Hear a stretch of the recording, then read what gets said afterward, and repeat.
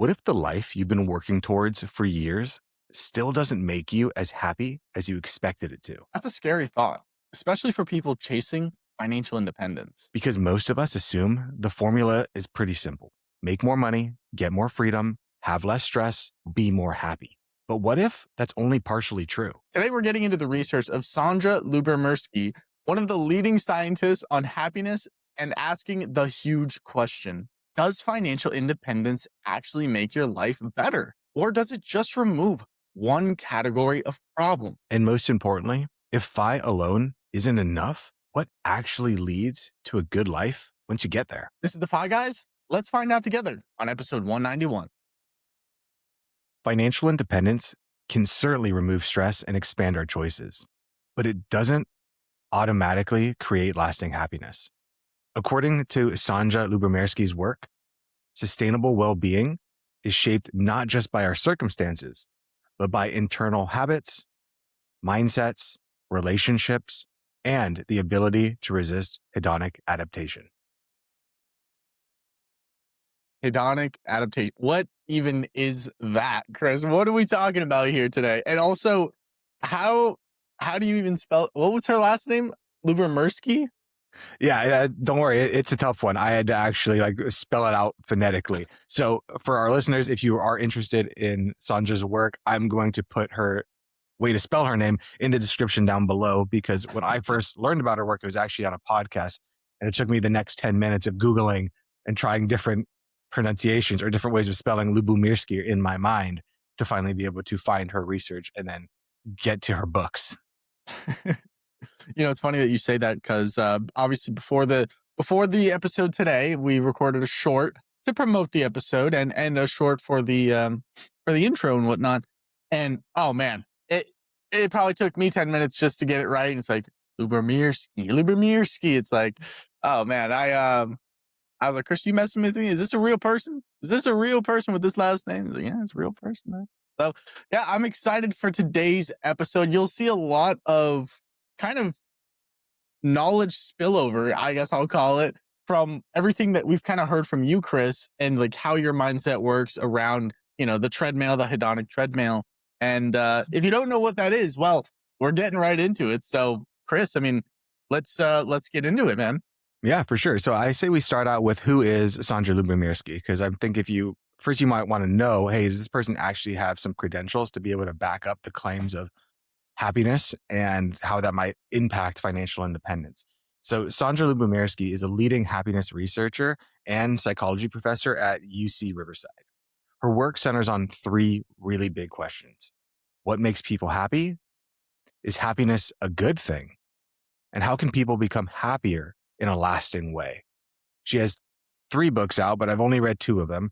The two books I want to talk about today that are relevant to our conversation is The How of Happiness and The Myth of Happiness.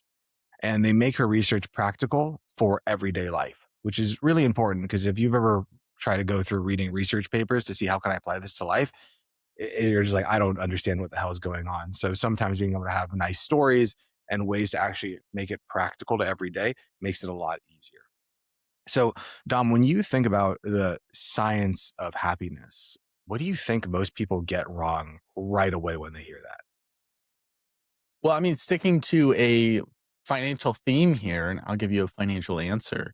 I think a lot of people believe that money buys happiness. And I'm hoping, I haven't read the two books, so I'm kind of at the mercy of your knowledge on this one. But I hope that, she really gets into that in one or two of the books. Um, but I think it's one of those things that when you're younger, it's like, yeah, money buys happiness. Duh. It's like it can buy a jet ski, and I'd be pretty freaking happy on a jet ski. Um, and you're not wrong, but it's not like there's levels to it. There's depth to happiness. And as much as a lot of people wish that money would buy happiness, I guess it depends on the kind of life you want to live. Maybe you're like super materialistic. Maybe you can buy it. Maybe I'm the counterpoint. Maybe you can buy it, right? Or maybe you long for deeper connections in certain areas where money just, well, it can't buy a better connection with your father, with your mother, with your kids. So I'm interested to see kind of what research she's come up with and what she has to debut here. So, yeah. Maybe we'll Yeah, have to for get her on the sure. podcast sometime. That'd be cool. That would be cool. And just so you know, her books aren't centered solely on money. We're going to take her teachings and we're going to apply that to money. So that's going to be our thing. Her big question is more around the pursuit of happiness in general. But since we are the Fi Guys podcast and we talk about money as our jumping off point, we're going to relate it back to money because from my estimation, most people hold themselves back from living their lives, say I can't be happy till, and then the biggest thing is not like once I get this or that. It's usually once I have this much money, once I get this job, once I have this, because it's not just like when I get the job, I'll be happy. I'll get the job, which will give me more money, which will make me happy. So if you think through the second, third order consequences, it's usually once I have more money, then I can be happy. And hopefully we can start to dispel some of those myths today to realize that actually you don't need to wait until we reach some magical number. And in fact, if we do try to just wait till we meet some magical number, we might be solely or very disappointed by the time we get there. So the first big lesson I want to talk about is that our circumstances matter less than we think. And I know that might be pretty big for people to hear. I mean, they're saying, how can my circumstances are everything? If I'm not happy in my circumstances, then all I have to do is make different circumstances and then I can finally be happy. And one of biggest Lubu best known ideas is that our circumstances account for far less of our happiness than most people assume. In The How of Happiness, she popularized the idea that while some portion of happiness is influenced by set points and some by life circumstances, a meaningful share is shaped by intentional activities. So, what matters for financial independence is because people often treat money as a milestone or the final answer. People might think things like, when I hit my financial independence number, then I'll finally be okay. When I leave my job, then I'll finally feel free. When I make enough money, that's when life really begins. But her research pushes back on that. And it's actually backed research, peer reviewed, double blind, all the stuff that you want to see, not just somebody's anecdotes of saying, once you do this, it's not going to work. And that's why I think this is so powerful. Because financial dependence can certainly improve our circumstances, but circumstances alone don't guarantee our fulfillment. So while financial independence may solve the money problems, without solving the meaning problem, we may end up in a place that puts us in a pretty dark hole. I think a lot back to a quote that I heard from Will Smith. And he said, when I was coming up and I was poor, I always had the knowledge or the belief that once I finally have the money, I'll finally be happy and I can finally start living life. Because it was a really hollow feeling. It was actually extremely depressing that when I had the money and I didn't feel that way, that I had chased the wrong thing. And that, I'll never be able to achieve it because I thought it was something else. So Dom, why do you think people naturally overestimate how much happiness can come from external wins? I think it probably comes from, growing up, you might not have something. I mean, like Will Smith said, he didn't have a lot of money growing up. And his belief was, well, everything that I want, it needs money. So everything that I want should make me happy. But once you have everything, well, you kind of just normal out, you level out, you know? I think people's misconception around money, I think it runs deep for a lot of people, but I do believe that, money can buy a version of happiness, just not ultimate happiness. And we've said this on the podcast before, but it's like money is the great facilitator, right? It can bring things closer to you. It can buy things, right? It can do a lot of great things, but money only solves money problems. So it's interesting to hear something as complex as happiness, which is so fragile, which is what might be one of the most fragile things, or the most durable thing, depending on your mindset and your mind frame and how you look at the world. So it's a two very complicated subjects to me. So I don't know. I'm just kind of curious. What do you think, Chris? You know, the thought about circumstances really takes me back to when my wife and I traveled to Africa. And Mhm. like there was such a huge disparity between because we had just flown into Dubai, we spent time in Dubai, then we went directly to Kenya. Uh, and there was such a huge disparity in terms of wealth, in the terms of circumstances. To Sanjay's point, and you could really see it.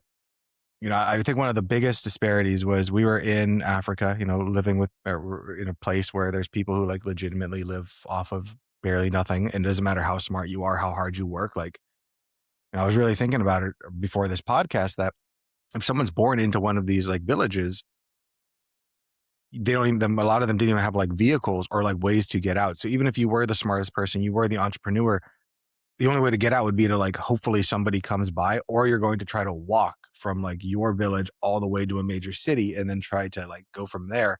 And like I'm not lying when I say like you could be attacked by a wild animal and like killed on that journey there, because like that's just what happens. Like there are lions and cheetahs and like things that will just take a person out. And those were some of the happiest people I've ever met in my life. From first person or first country lens, you would be like, wow, that's like real poverty. They can't be happy. But they were some of the happiest people. So, and their circumstances would be from our lens, be like, oh my God, that'd be awful. Dirt roofs, dirt houses, dirt floors. Like everything's made with like mud, and some of the houses didn't even have roofs from what I saw. They're just a couple of walls. And then you get back here to America, and then the first thing we do is we go out with a friend of ours who's complaining about, how tough their life is and how their circumstances are so awful, while they're living here and, a one or a 2-bedroom condo, with a 1-car garage, and how sad it is for them. So maybe it isn't circumstances, but the intention or the way that we believe around it. You know, I'm curious on why they're so happy. The first knee jerk reaction, and I don't know if this is right or wrong or if this is good or bad. Well, I'll just say it. But you said like the only way to get out is like literally like to walk to a major city, but you might be attacked by something like truly an animal, right? Is what I'm wondering. Like my first reaction is like, are they happier because they like death is more real and like in their face, maybe, or was it the phones? Was it the technology? Was it the consumerism that they're lacking that makes them happy, that makes them more connected? Because I'm sure they seem very connected with the people around them.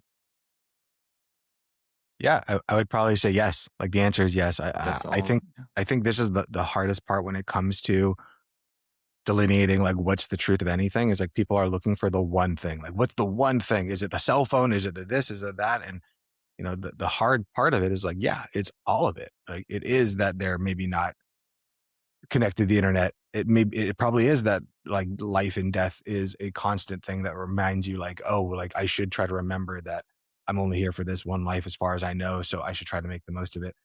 It's probably a lot of it also that like social comparison. I look around at the people around me and we're all in the same situation. We're in first world countries, especially if you have a phone or you can get on TikTok or Instagram, you can start comparing yourself to people that are trying to put out into the world that they're the most successful people ever and they don't even try. And they're putting their highlight reel up online. And now you're comparing your insides to somebody else's very, very, very curated outsides. So there is a lot of different things that are going to come into that. But I think one of the biggest things, and to the next point that I want to talk about, it's not waiting to be happy. It's, I think that thought of death or like putting it into perspective is like, oh, it's here right now. So in our next segment, I really want to talk about this part. It's the myth of I'll be happy when. And this is where that myth, it's extremely useful because Lubomirsky looks at a majority of life events and the stories we tell ourselves about them.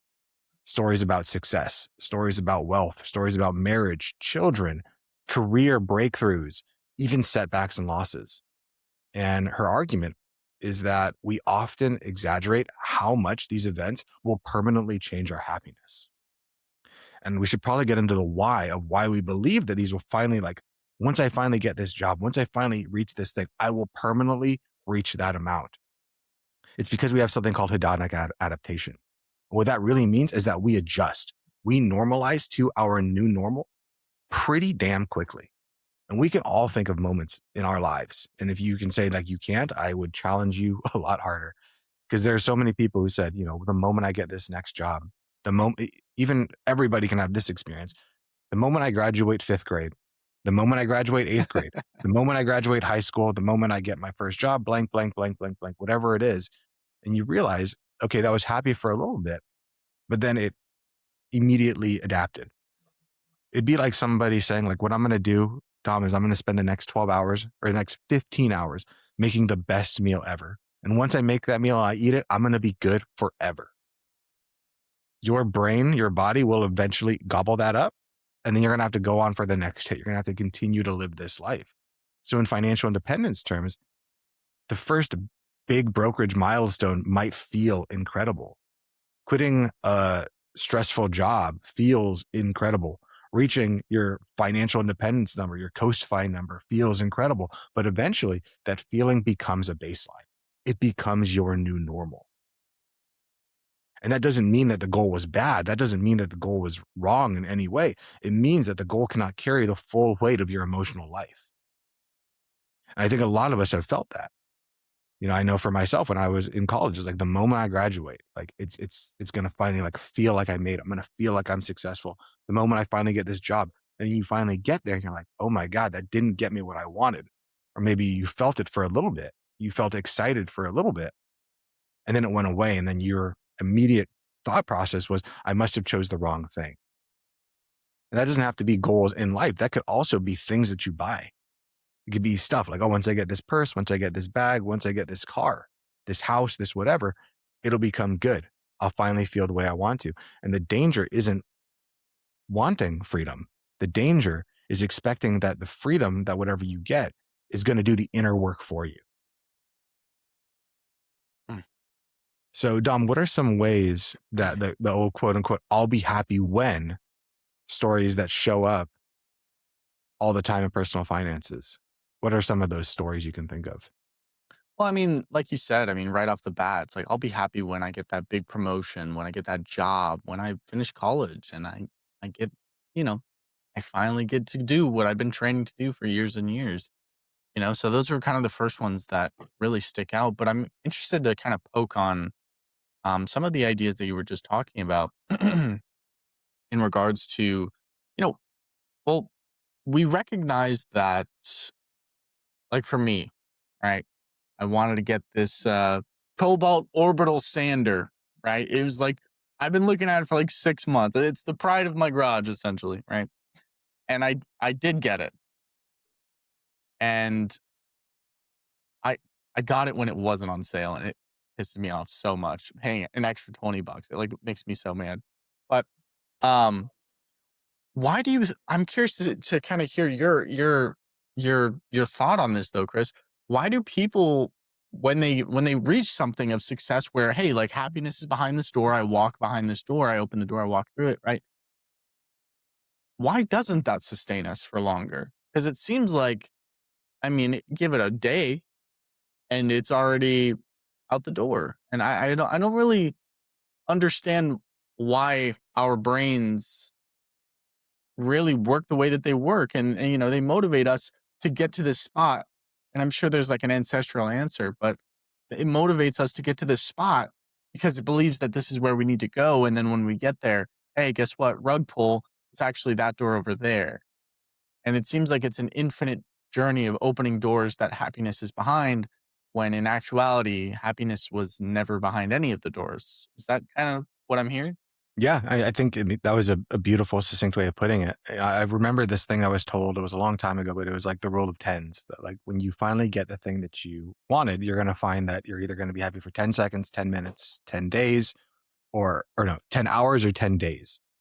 Like that, you'll find like, yeah, I made it for like that amount of time. And then after that, it's gone. And of course, it's not really 10 seconds, but I do think it's funny that you can say like, I got this thing and like from Amazon, open the package.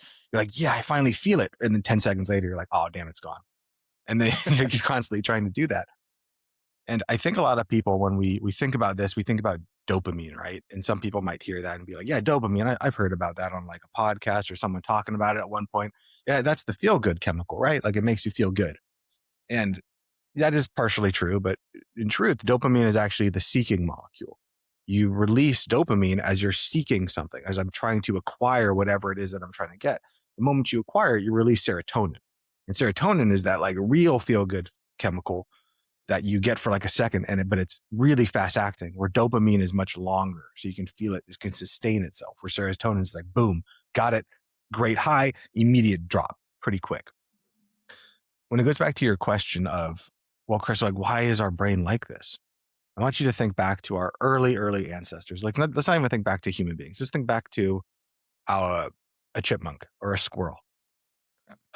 Squirrel that went around back, 10,000 years ago or however many years ago goes and they collect one nut and they're like, man, I finally got my nut. Like, I'm so happy.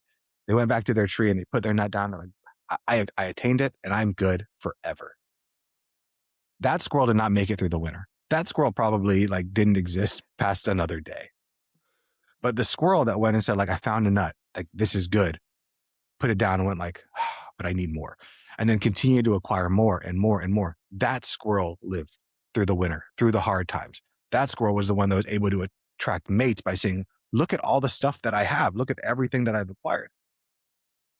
That has been passed down generation after generation after generation. He or she who has the most can sustain the most amount of times and can show to other people, look how great I am. Look how many resources I have, therefore validating my existence.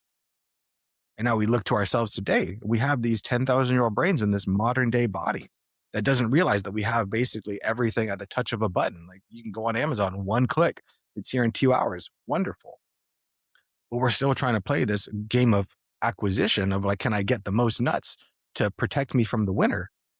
And like, don't get me wrong, the winter most likely is coming, but the stuff you're collecting in terms of like your purses, your shoes, whatever other dumb stuff that everyone wants to get. And not say it's dumb or not dumb, but if you're just getting things to get things, that's not actually going to help you in those circumstances. That's where that comes from. It comes from the belief that if I don't get enough things, then when bad things happen, then I'm just going to die. I can't believe how close to squirrels we actually are. That's baffling. Very concerning. Yeah, when I woke up today, I'm like, man, your life is going to be compared to squirrels, and it's going to be pretty accurate. You know, that's an interesting thought, though. I don't disagree with that, Chris. I think that yeah, it's ancestral habit, ancestral habit to keep looking, keep searching, like just like the squirrel. It's not enough. We need more nuts for the winter, and then we end up forgetting where we put our nuts, and he's got like 10 stashes, like a deep level of nuts. So that's pretty interesting. Um, let's get back. I know I kind of took us to a little bit of a squirrely path. Let's get back on the path. Where do we go next? Yeah, let's talk about. I mean, maybe I feel like at some point, some people might hear this and be like, okay, so you're saying like money doesn't matter, financial independence is stupid. Like, what's the point of this podcast then? And it's a yes and like, yes, like the money still matters and it's not everything. So I want to talk a little bit about why financial independence, why taking care of your money still does matter, because it is definitely a part of it. And this is a very important nuance because Lubomirski is not saying that circumstances don't matter at all, which was the first part of our podcast. But what we're trying to impart onto our listeners is that money can reduce chronic stress. It can create safety. It can buy back your choices. And financial independence, more money can absolutely improve your life by lowering your anxiety, maybe increasing your autonomy, creating space for health, family, service, purpose, all the things that we probably need far more than money. But the research also suggests that after basic gains in stability and freedom, what you do with the freedom is what matters immensely. So the big question is not, will financial independence make me happy? The real question should be, what kind of life will financial independence allow me to build? Because most people, they focus so much on once I get the money, I'll be happy. What they forget to remember is the money only facilitates you being able to live the life that makes you happy. So this is where financial independence becomes a tool rather than an ideal, because we're trying to use the financial independence, the money, as the tool that it's supposed to be, but rather using it than to facilitate the life that we want. So the reason that I'm bringing this up is that yes, the money is important, but the money only facilitates the life that you want, and that is what actually gets you the happiness that you're trying to achieve. Because happiness isn't in the circumstances, it isn't in the money, it's in the way that you intentionally use that to live a life that is meaningful and purposeful. And then you might ask the question, well, what is meaningful and purposeful? And that's the part where you go, it depends. And that's what people don't like to hear because it depends on the individual. So, Dom, how do we keep financial independence in its proper place as a vehicle to get us to our destination, but not as the destination itself? I think it's important to always keep it in like the front of the mind, right? I know it oftentimes, and this is going to be kind of a crude reference, but oftentimes, when you start making more and more money, it becomes like a pissing match, right? Who has the biggest stream? Who has the biggest money? Who's worth the most, right? Um, and in our society, right, it's easier now than ever to see. It's like, oh, you're this years old, you have this position, you have this status, people look at you this way, and you know, you drive this, you do that, and people get really intimidated. Um, but one of the things that I found, at least in my journey, is that no two deck of cards is the same, right? My story is different from your story, Chris, and even if I had a twin here, um, while we'd look the same, we still wouldn't have the same. It still would be two different lives, right? Everybody's dealt different hands, and it's important to remember that. So when you do see money and money as the goal, it's like, well, it's money can be a goal, but only to facilitate actual life. Because again, it's just a number. But at the same time, it's like, who am I to decide what your life and your goals should be? So it's like a weird balance, because I'm not God, I'm not all knowing or anything like that. Um, but it is difficult though, Chris. It is difficult, and I'm curious because I know you move in a lot of different circles and you've seen a lot more than I've seen. How do you kind of remember to keep your ego in check and to always know yourself? And I'm not going to ask, how do you know yourself? Because that, that's in a million episode podcast right there. But how do you remind yourself that when people are kind of flaunting their status, their wealth, their things, to know, how do you like ground yourself? You know what I'm saying? To not get Yeah. pulled into their trap. Yeah, and I think that's a beautiful question, and to be honest, like I don't think I know the answer. I don't think there is an answer, like a right answer. But for me, I think it comes back to just being able to question, to ask why. When I feel that pull of, oh man, that guy has a boat or a plane or whatever, or a bigger house than mine, and most people have the feeling of like greed or envy, right? And then they'll believe that feeling is truth. Like, oh, I'm greed or angry or whatever. Therefore, that person must be bad. But for me, I think the one thing that like kind of separates or makes me a little bit different is that I literally question myself. Like when I feel that like impulse, it's like, whoa, what's going on in me? Like, why do I feel that? And I think I've been thinking about this a lot more. I mean, bringing it up a little bit on the podcast, but I think like certainty is the most dangerous thing that a person can be, and like certainty in your emotions, certainty in the way that you think, certainty in the way that you believe the world works. But for me, like the way I try to always remember is like, I'm not certain about anything. Like I've had experiences, Dom, in my life where like the rug was pulled out from underneath me, where like everything that you thought the way the world worked got blown up. That you think that, oh, this is the way that things work, and it gets destroyed. And then those are those moments where you're like, either I stay down and I don't know how to build myself back up, and I'm like everything that I built my scaffolding on is done, or you start to say, okay, my foundation was not strong enough. And you go deeper and deeper and deeper. But by being able to say, like, okay, I don't know anything. And like maybe we as humans don't know really anything. So therefore I should be able to question anything, even the strongest of assumptions of what like I believe my life is, what I believe I am, what I believe all existence is predicated on may not be real. And like that's where like I even will go into like physics and you start studying physics and you're like, all right, this is like Newtonian physics, grounded truth, got it. Then you get up to like quantum physics, like, hey, everything that you thought you knew with Newtonian physics, that's wrong. Now we're gonna talk about this stuff. And then you just keep on moving on. And you're like, man, there is no foundation. It's so difficult. So for me, it's about questioning. It's about asking that beautiful question of why? Why? Even to yourself. Continuing to question things even when you're not ready for the answer. Okay. And I love that. Certainty is one of the most dangerous things. I put that in my notes just now. No, I think it's definitely one of those. It's funny. I've kind of been on the noticing path. Anytime I hear like too much certainty, I get like real nervous. And I'm like, you're a con artist. There's no way.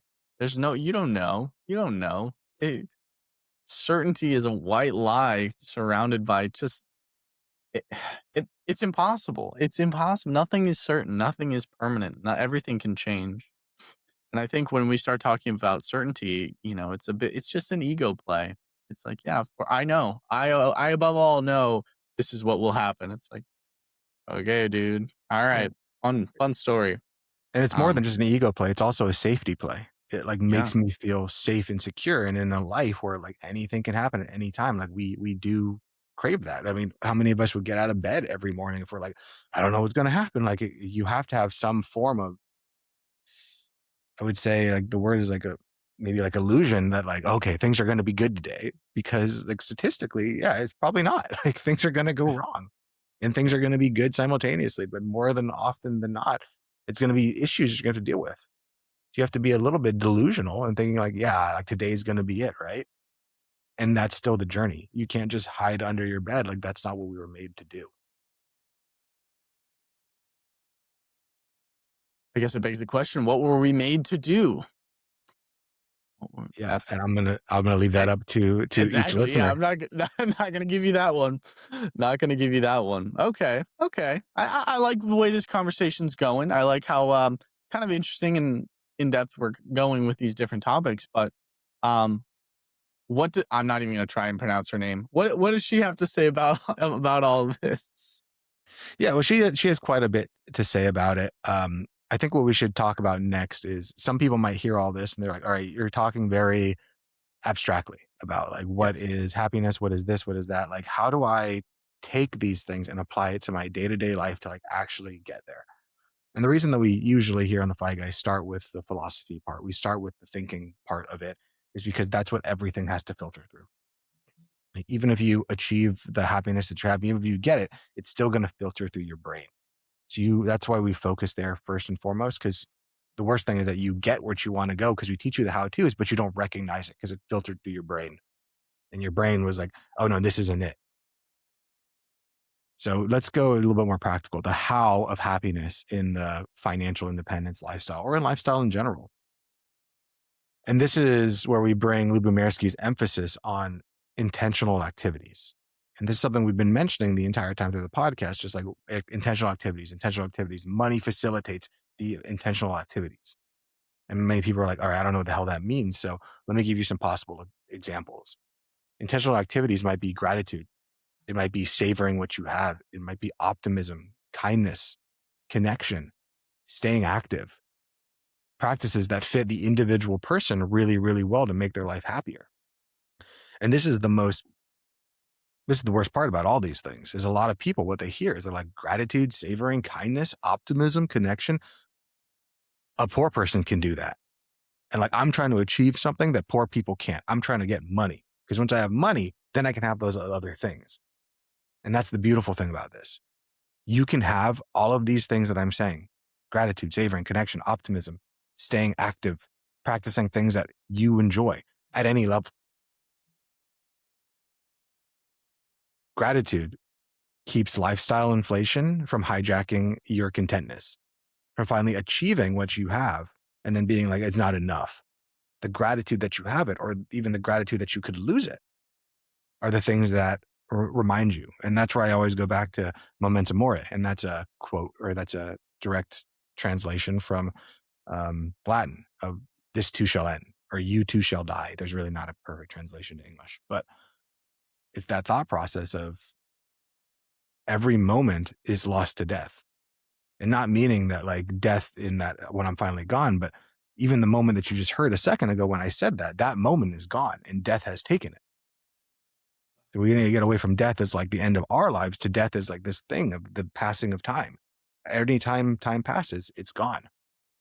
And I think like we think back a lot to like I think back to my animals, and a lot of people think back to like their kids, right? Of when they're puppies or when they're little baby. And I don't want to equate animals with babies because they are different, and I get that, but I don't have babies, so I'm just going to talk about your Gotcha. dogs, right? When you Yeah, have a of course. puppy, you're like, man, this is awful. Like they're chewing on everything, they're peeing, they're pooping, and then the moment that they're older, you're like, man, I love when they were puppies. It was so much fun, you know.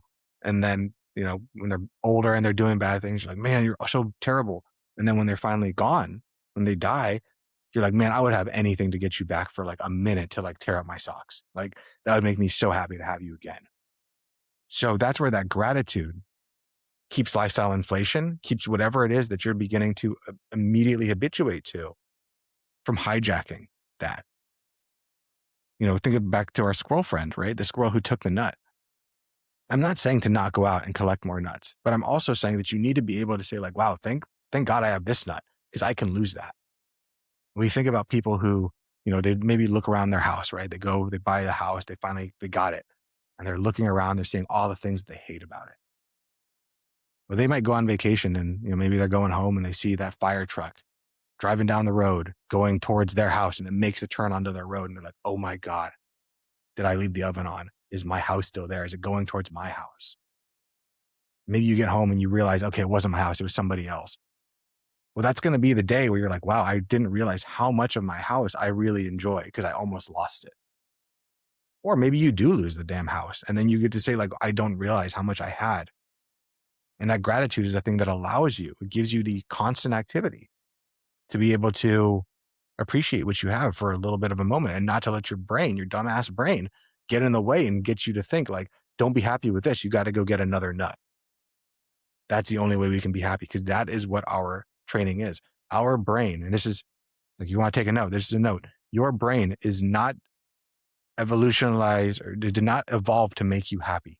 Your brain is evolved to keep you alive. The happiness is your issue. Your brain doesn't give a crap about it. Evolution doesn't give a crap about happiness. It only cares about propagating your genes, passing your genes on to another person, to make people that can make people, to make life that can make life. That's all that evolution cares about. It doesn't give a shit about your happiness at all. So I think a lot about, Marcus Aurelius and, where he talks about, every night when you tuck your kids in at bed, you can tell yourself they might not make it through the night. And that's not to like sit there and put bad thoughts into the world or anything like that. It's to remind you to slow down and to be present. Because so many of us in our modern day lives are rushing from thing to thing to thing. Like, I just want to put my kid down so I can go watch Netflix. If you remember this gratitude, you remember memento mori, you remember that this moment that you have right now is all that you really have. And the more that you're trying to get to the future state where I'll be happy or get to a past state where I was happy, you don't have access to either one of those. You only have access to right now, to your happiness right now. And the gratitude, while I know many people look at it as like a silly thing, is the thing that helps to keep you grounded. And I have a few more on savoring optimism and all the other stuff, Dom. But before we get any further, do you have any questions or things about gratitude? No, I would definitely just wanna keep the momentum going, and I love where this, conversation is going, so yeah, let's keep her going. For sure. So remember that each one of these, savoring, gratitude, optimism, all these things are things that most people overlook, especially those who are on the train of making money because they think like this, anyone could have this at any point. And like, I would rather have the money because not everyone can have that. And my argument is if you can try to do both simultaneously, or if you focus on these first, your journey is going to be a lot more fun But too many people focus so much on the destination that they forget that the journey is going to get you there better, or is going to get you there probably and have more fun. So what's it better to do? Is it better to slog through 10 years of like hating it to finally get to the destination? Or would it be better to go 10 years of loving it? Like I would rather take a couple more years and like love the journey because in truth, the journey is all that really matters. So let's get over to savoring. Savoring helps you actually enjoy the freedom that you work for. And that's exactly what I just talked about. Beginning to savor the journey, love the journey, find something that you enjoy. Kindness. Kindness and generosity prevent financial independence from becoming a self focused and isolated event. And that's where so much of our happiness comes from. Our happiness comes from relationships. Strong relationships give money or give purpose to the money. The money means nothing if you're just going to Scrooge McDuck it and like, be like a dragon and hide on top of it and be like, this is my money. No one can see it. I don't want anyone to like know that I have it. And I just want to like hide. That's not what it's about. Meaningful activities need to also persist in retirement. That prevents us boredom. Too many people, they say, oh, to retire is to expire. And that's the reason for that is because people didn't focus on all of these other things before they got to that eventual end date. And money was looked at as like, that was the goal. But money was never the goal. Money was just there to facilitate whatever it is that the goal was. So that's where it comes into finding a person's activities that fit to them, what matters the most to them. And not everyone wants the same post financial independence life. Not everyone wants the same life in general. Not everyone thrives for the exact same routines. Not everyone should copy someone else's freedom plan. But too many people, we go online, we go to influencers, we go to our friends, our mom, our financial advisors, we ask, what life do I want to have? And then they tell you, oh, what you want to do is retire at 65 and be on Social Security and play golf. You're like, okay, cool. That's what I want then. And then you get there and you're like, oh, wait, this is not what I want. I took a script from somebody else, told me that this is what I wanted, and I believed it as truth. And I went towards it whole hog to realize it wasn't what I really wanted because I never questioned myself. The real win is not just escaping the work that you hate, the life that you hate. It's about building a life that you're actually glad to wake up to. A life that when you get up, you're not like, oh, damn it, I have to do this again. You're like, yes, I get to do this again. Too many people, if you put money as the goal, you're going to live that life of, damn it, I have to do this again, but at least I'm almost to where I want to be, rather than focusing on these intentional activities. Again, gratitude, savoring, optimism, kindness, connection, staying active. Those are the things that when you wake up, you're like, yeah, I get to do it again. Like, how exciting is this that I get to do all of this? And it's getting closer to your goals. So, Dom, what are some habits or practices that help someone enjoy financial independence and the journey they're on rather than just waiting to achieve it?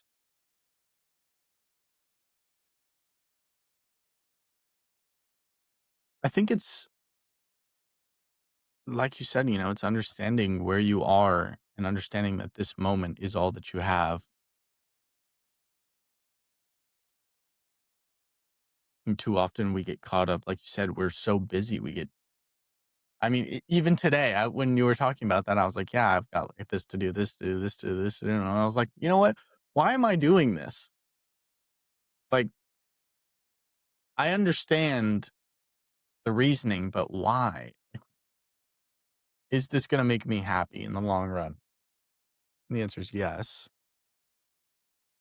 At least that's the kind of the idea.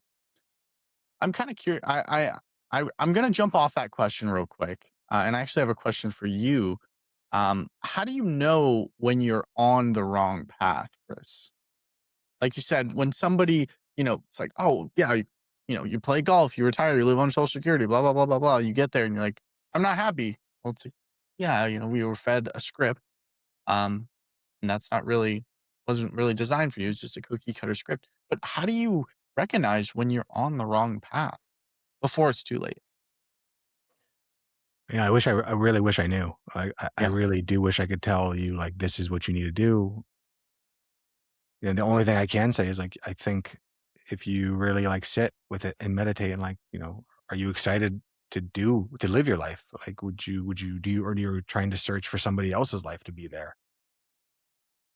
You know, and this is something I struggle with a lot because I recently had a person I was coaching, right? And they brought up something very similar of like, how do I know when it's just my anxiety getting in the way or it's my gut and like, my full consciousness saying like, this is the wrong thing. And I'm like, I don't know.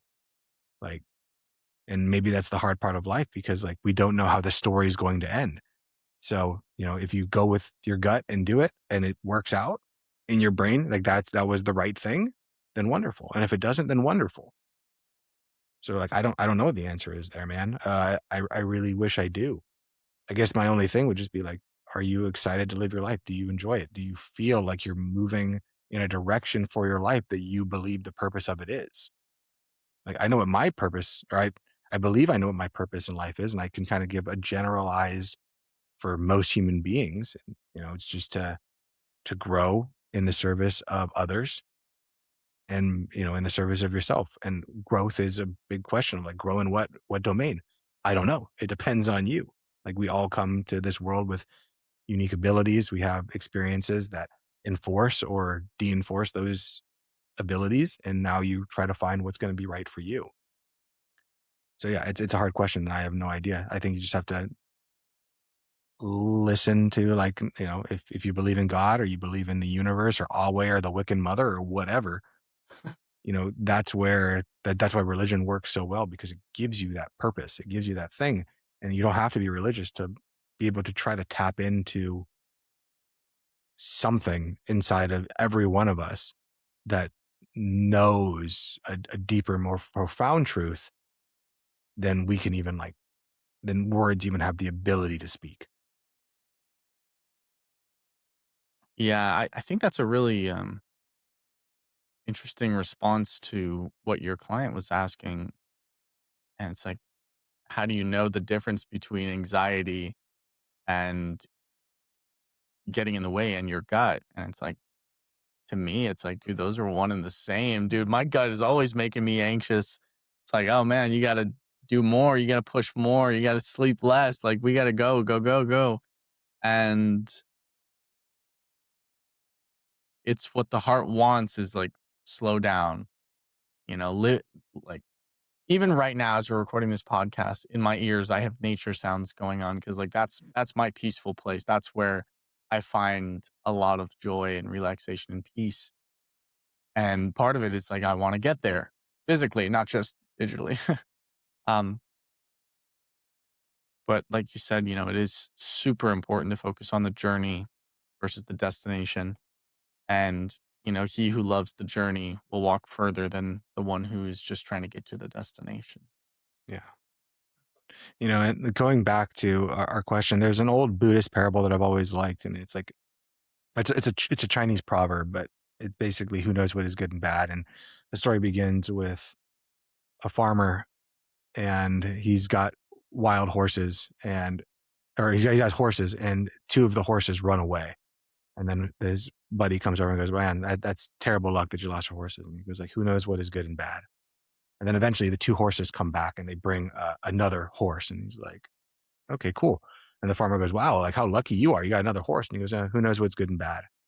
And then, a few days later, his son is trying to break the horse and like, try to teach it. I want to say the word break, but yeah, he's trying to break the horse and he falls off and breaks his arm. Friend comes over. Wow, what terrible luck, farmer. Who knows what's good and bad? A few days later, army comes to get every young man to go off to war. And they see that the son has a broken arm and says like, "Oh, you're not going to come." Again, who knows what is good and bad? And that story of like, we don't know how life is going to turn out. So sometimes, and this is something I've been really working on, is like life doesn't need your judgment. It's going to happen regardless. So the less that you can sit there and judge, is this good or bad, the easier it's going to be because you just be with what is. But to get back to the podcast, because we definitely went off more into philosophy again, which don't get me wrong, I love this area. Yeah. But I want to go back to happiness can help to produce success. Because I think a lot of people, when they hear about, these things, the intentional activities, the gratitude, the savoring, the optimism, and I know because I know what I used to think, like that's stupid.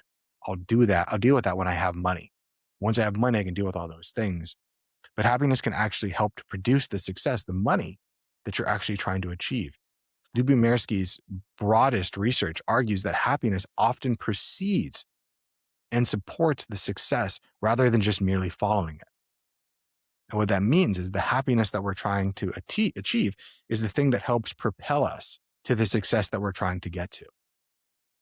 Happy people tend to be better across multiple domains, including work and relationships. And that's huge for the financial independence conversation. It suggests that peace is not just a reward at the end of life, it's actually a part of the engine that gets you towards that quote unquote goal of what you're trying to achieve. So maybe the financially wise move is not only to optimize the math, but to protect the emotional patterns and to make wise decisions earlier. And that means being patient, being um, perspective, having healthy relationship, being resilient, having lower reactivity.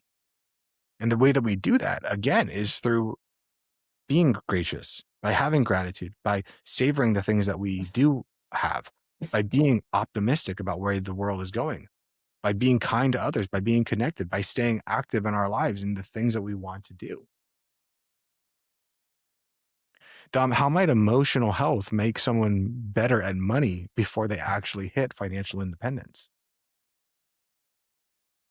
Well, I believe that, emotions and money are closely tied, right? A lot of people will use money to solve emotional problems, whether that's spending more on, food or spending money on purses or whatever, right? We've all been there. Well, yeah, I've never bought too many purses in my day, but you understand, right? We've all been there.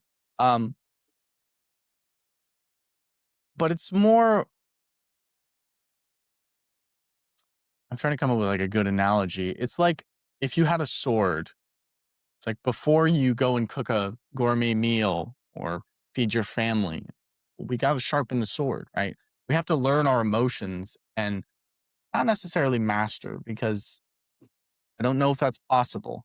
Maybe it is, but we have to get to a place where we're good enough with our emotions to operate in an efficient manner to support our overall journey and goals going down the line.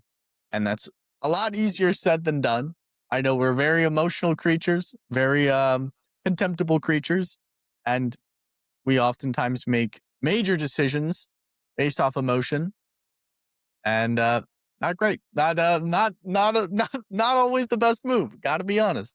Um but it's the understanding and the awakeness of recognizing when you are making moves in an emotional state versus a controlled and logical state that can help you really get to your financial goals. And how do you train that emotion, right? How do you train yourself? Like it's like, wow, the stock market went down 10%. I just lost a great deal amount of money. It's like, oh, right. How do you, you know, process that in your mind? And, one of the things that I love about this podcast it is that it has really helped me shift how I see the world and how I deal with things because hard times will always come. There's nothing that I can do, Chris can do, anybody can do that will stop that, right? Tragedy will arise. People will die. I feel like the Joker right now. People will die. But people will die, right? We'll lose money. We might lose the house, financial tragedy, just life, right? Catastrophes. These things happen.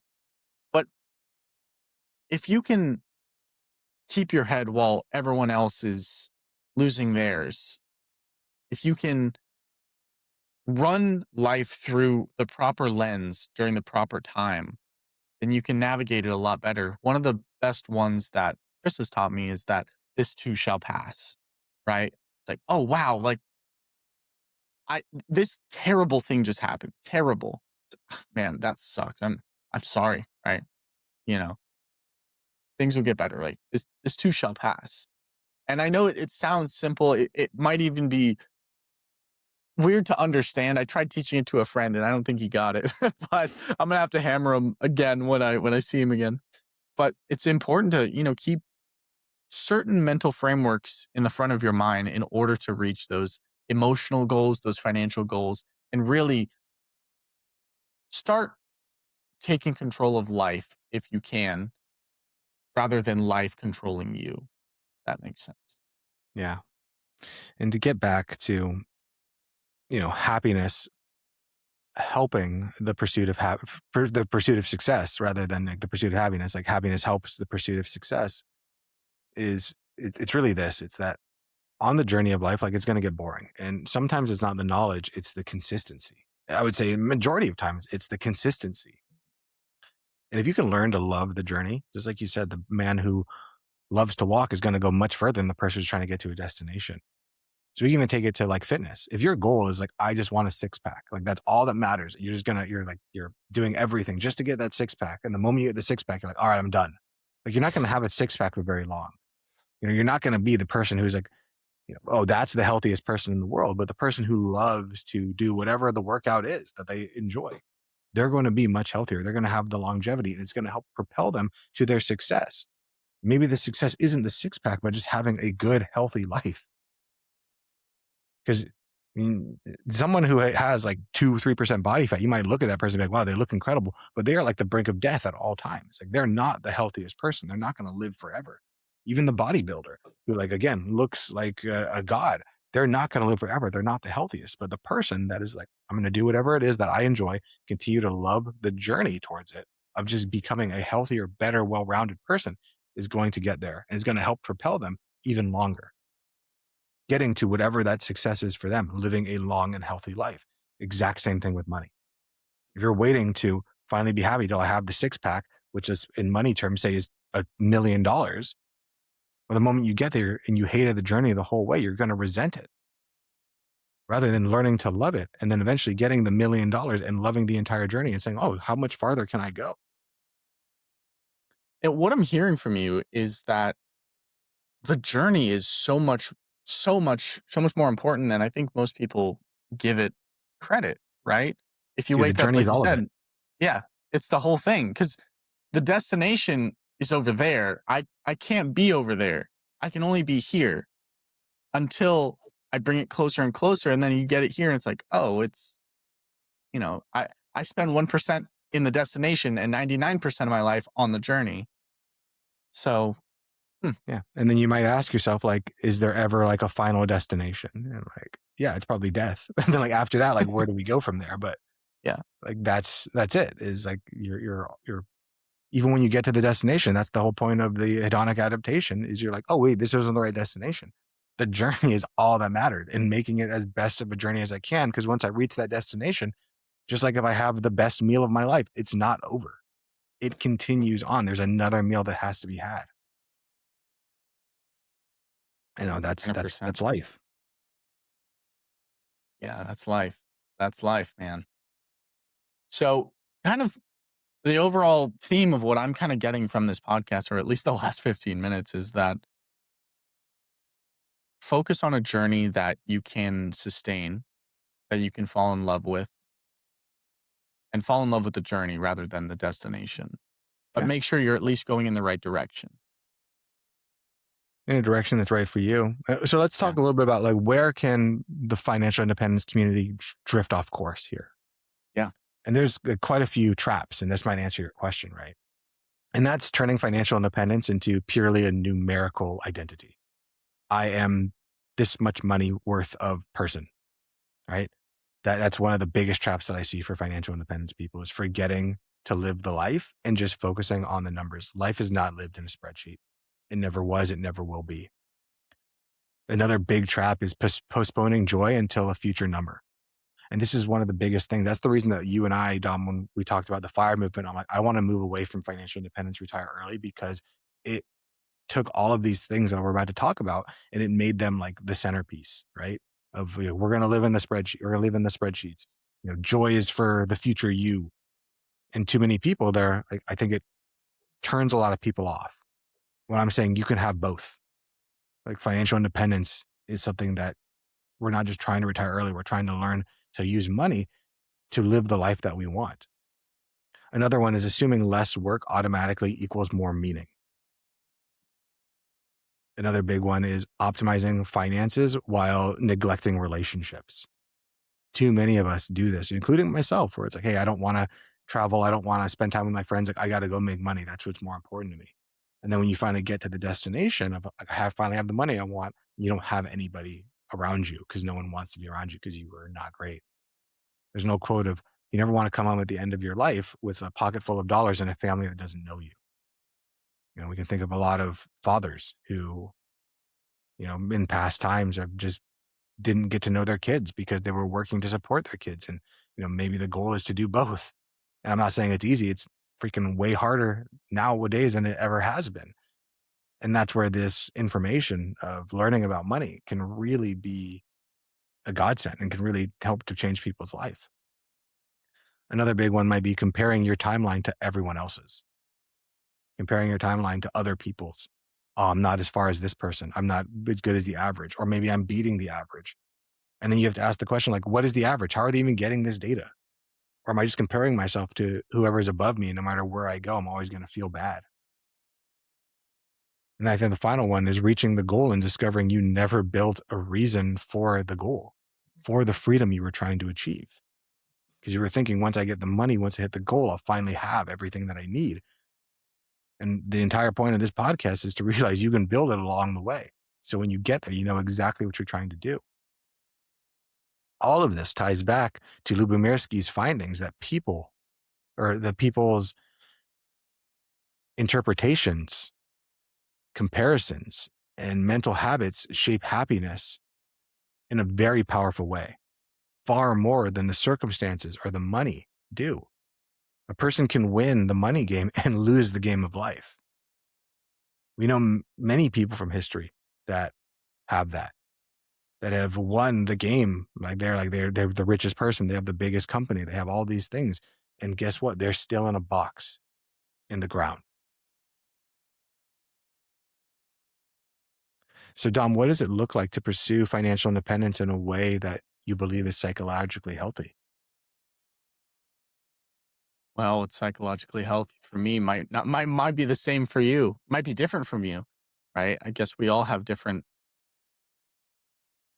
I want to pause because not the podcast, but the question, because the mind, right? I feel like the mind is no different from any other muscle, right? Biceps, triceps, whatever, right? Legs. So to say like what is healthy or what is like, you know, tolerable for this mind versus this mind is totally different, right? If, if you got on, the leg press machine and you're doing, a crazy weight, 2,000 pounds, right? Or something crazy, right? And then someone else gets on it. So it's like, well, yeah, just this is what I do. You do, right? It's like, well, you might hurt yourself, right? They haven't trained that level. They haven't gotten up to that level. So I think it's difficult to say because there's not really a one size fits all, at least that I can kind of think of. But there's definitely steps to go in the right direction. Um, what those steps are, I don't know. Right? It depends. Right? It really depends. Um, do you have any thought on that one, Chris? Any steps in the right direction that you would recommend, or that you can kind of think of off the top of your head? Yeah, let's move on to our final segment and the practical takeaways from the entire lesson that we brought I in love it. today. And maybe that might be great. So I just want our listeners to hear this. We went all over the place to philosophy, to different thought processes, but how can we take this and ground this into place? And here are some practical listener takeaways for you. Don't make happiness entirely contingent on your future milestones. Use financial independence to create room for what matters, not to avoid your life. Expect adaptation even even to the greatest of outcomes. Just like you can know that even if I get the thing that I want, I'm going to adapt to it. And even that former knowledge of it was going to help to prevent it. Build practices that increase joy now and not just later. Invest in relationships, purpose, and health alongside of your net worth. Too many people think it's an or. I can either have relationships or purpose or health or net worth. For all of it, it's and. Majority of life is an and. Ask not, what number do I need? But ask, who do I want to become? Dom, after our conversation today, we've been talking a lot about the FI journey, happiness. What's one mindset shift that you're going to try to take away from this conversation today? To focus more on the journey and making sure that your life is worth living and that you're happy in today's day. Like you wake up happy. That's what I'm trying to focus on a little bit more, being more happy in today's day and age, not, hey, I'm going to be happy then. There's this thought experiment. I don't remember who it was by, but it was like, you know, if you were trapped in this life to live it over and over and over again for eternity, like, you know, 1 to 100, right? And then you die at 100 and then you start over, live the same life, right? Would you live this life again? And for me, it's a very prolific question.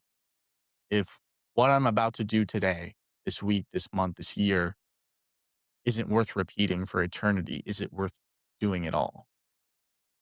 And to me, for me, this is something that I struggle with, right? Is living a life bold enough to live it on my own terms and do it my way. I love the song My Way by Frank Sinatra, right? It's my anthem, right? So it's always in the front of my mind. It's like, well, are we doing something that we could do for eternity? And if not, it's like, well, then why are we doing it? Does it serve a great enough purpose? But yes, staying on the journey and making sure to stay focused on the journey and not the destination and being happy with the journey and falling in love with the journey is my major takeaway for today's episode. Wonderful. So, Sandra Lubomirski's research gives us a much needed reminder. Happiness is not something we finally unlock once the spreadsheet says that we've unlocked it. Financial independence can create time, flexibility, and freedom, but lasting well-being can still depend on how we live, how we relate, and how we practice every day. The goal isn't just to have enough money to stop working. The goal is to build a life that feels meaningful enough to enjoy. So this week, I want to ask yourself one question as our action step. If I reach financial independence tomorrow, what would I need in my life for it to actually feel meaningful? And then I want you to write that down. One relationship to invest in today, one meaningful activity to deepen, one habit that helps you enjoy life right freaking now. Because I remember when I took the time where I said, hey, I'm going to retire for a year, I'm going to take a year off. And like within a month, I was depressed because I had none of those things. I guess I had a relationship, I had my wife, but like I didn't have meaningful I activity. had nothing. I Yeah, was empty. That's but what. my wife had work. Like she had Yeah. things to do too. Like, so I couldn't just like, I think it's important to make sure that you can exist away from other people and remember that you are also reliant on those people. And that's where having all of it's not just one thing. You can't just be like, oh, I'm only a monolith, I'm by myself, or I only live in existence of other people. You live in congruence with both of those things. And the things that help you to live in congruence is to have other activity, other things that you can go to. This is a very important thing for like men, especially because men typically, if their wife dies, they die like immediately afterwards because they have no connection outside of their wives. And women, on average, live substantially longer than men because, probably a multitude of factors. But one of the biggest factors is that they have other relationships. They have other people to stay in relationship to give their life more meaning. Financial independence can buy options, but it can't buy wisdom to how to use them well. So, Dom, do you have any other thing else before we close out? No, I hope you guys are taking notes. I'm gonna go through this episode and pick out some gems for some shorts. So be on the lookout for those. But yeah, guys, a lot of great things in this episode. I know we like Chris said, we moved around a lot. Um, definitely, Chris, would you recommend the two books that you've read, two of the three? Yeah, for sure. You can definitely look up Sandra Lubomirski. Again, the name's in the description, so you can learn to spell it down there Yep. and take a look for some of her books. Yeah, I've read two of them. I enjoyed them. But you really got a lot of what you're going to take away from the financial independence stuff from our podcast today. And it doesn't mean that it's not worth revisiting, because repetition is how we get things into our brain. Alrighty, guys. Well, I'm Dom. He's Chris for the Five Guys, and we'll see you next week. Later, guys. Later. Peace. This video podcast is sponsored by Monzon Wealth. The content in this podcast is for informational purposes only and should not be considered financial advice. We do not endorse specific products or services. Past performance does not guarantee future results. The opinions expressed are those of the host and guests, not the podcast sponsor. It is crucial to consult with a qualified financial advisor or professional who can provide advice tailored to your specific needs before making any financial decisions, investments, or taking any other actions. If you are seeking specified help, you can reach out to Chris at monzonwealth.com.